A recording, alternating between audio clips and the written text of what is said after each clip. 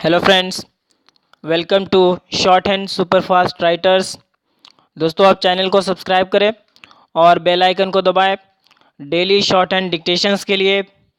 आज की dictation volume number 8 से transcription number 165। Be ready.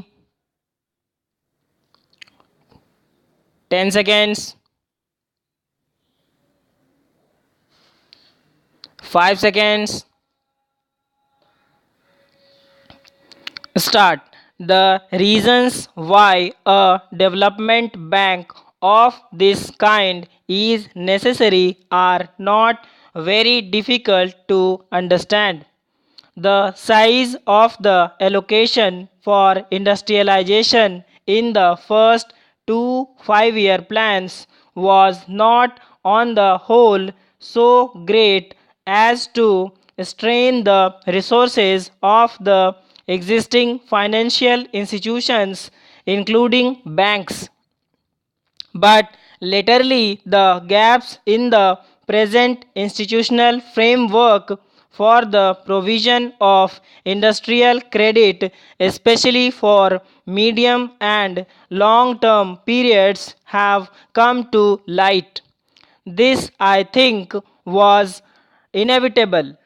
With a projected outlay of rupees 3100 crores for industrialization in the 11th 5-year plan, and with rising costs, it would have been surprising if the needs of industry could have been promptly or fully satisfied within our existing resources, as it is the establishment of a high powered agency which may be able to undertake residual responsibility or ultimately for promoting or accelerating industrial growth has become urgently necessary. I am not unmindful, sir, when I am saying this of the effort which banks and other industrial finance corporations have been making to adapt themselves to the changes which are being brought about as a result of rapid industrialization. Bank advances this year at the peak of the busy season reached a record level, and nearly 60% of the advances are now granted for industrial purposes. In the case of State Bank of India, which is our leading commercial bank, the figure I believe is even higher.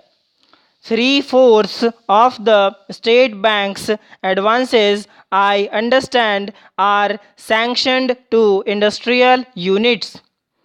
Although there has been this notable change in the outlook of the banking system, and although we have been facilitating this change by providing liquidity or refinance to the banks, they will find it increasingly difficult to provide the additional resources.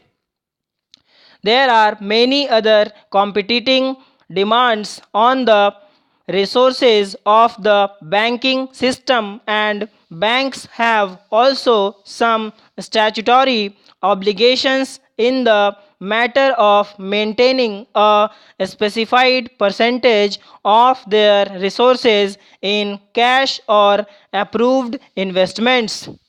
In any case, the ability of the commercial banking system to assist industry is dependent in the long run on an increase in deposits. While banks can and should try to help the industry, it will be unrealistic to think that in the existing phase of development they can continue to carry the burden of financing industrial enterprises without any external aid or assistance. We have a number of specialized agencies like the Industrial Finance Corporation and the State Finance Corporations, but they operate within certain limitations. Their capital or other resources are no longer adequate in relation to the total volume of the demand for long and medium term credit. The conditions in which or the security against which they can grant loans or other assistance are also rigid. Industrial units which need substantial capital of the order of more than 1 or 2 crores of rupees, or entrepreneurs planning for additions to capital or investment over a period of years, do not in many cases have the assurance that the existing agencies will be able to provide for these needs. In the existing conditions in which there is an acute shortage of capital in relation to demand, new enterprises which do not have the backing of the better known managing agency houses or the assistance of foreign collaborators are particularly likely to be affected. These enterprises, although they may be deserving, often tend to be overlooked or passed over in favor of other parties. We are envisaging the Industrial Development Bank as an institution designed to overcome these limitations and to accelerate the process of industrial growth.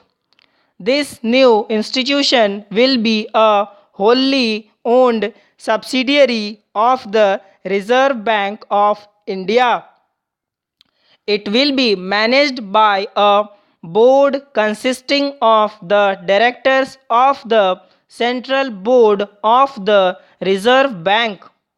The bill provides that the governor of the Reserve Bank will be the chairman of the Industrial Development Bank, and that a deputy governor in the Reserve Bank to be especially appointed for this purpose will be the vice chairman. In view of its close association with the central bank of the country, the Industrial Development Bank will be able to draw on the knowledge and experience of that bank and to obtain in its day to day operation such guidance and assistance as may be necessary. The Industrial Development Bank, as I have indicated already, will have the residual responsibility of ensuring that no deserving industrial enterprise which gets an allocation or is accorded a priority in our 5-year plans will be allowed to suffer for want of financial resources or assistance. For discharging this very onerous responsibility in an adequate manner, the Industrial Development Bank will have substantial funds of its own in the form of capital subscribed by the Reserve Bank of India. We are expecting the new institution to issue capital to the extent of rupees 100 crores. Like all other institutions, the Industrial Development Bank will be able to borrow money from the Reserve Bank.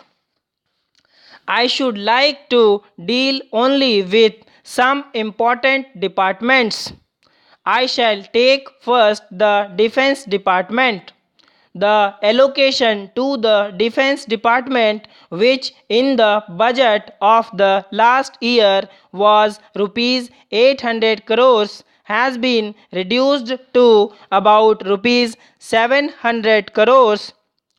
Is it because the defense requirements have diminished in number?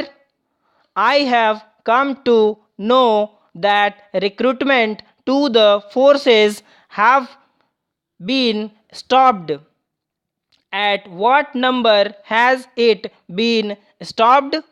In the present emergency, soon after the incursion of the Chinese, it was hoped that our defense forces would be raised to the number of 2 million. Has at least 1 million been reached so far? The war with China can never be considered to be a war of limited liability. Modern wars are wars of unlimited liability, and we cannot say that recruitment of 500,000 troops would be just enough to meet the requirements of national defense. For let us remember that there are not two fronts, or the Ladakh front and the Arunachal front, that we have to deal with, but there is the Pakistan front also that we have to contend with, and the Pakistan front consists of two fronts. Thanks for watching. Do like, subscribe, and share.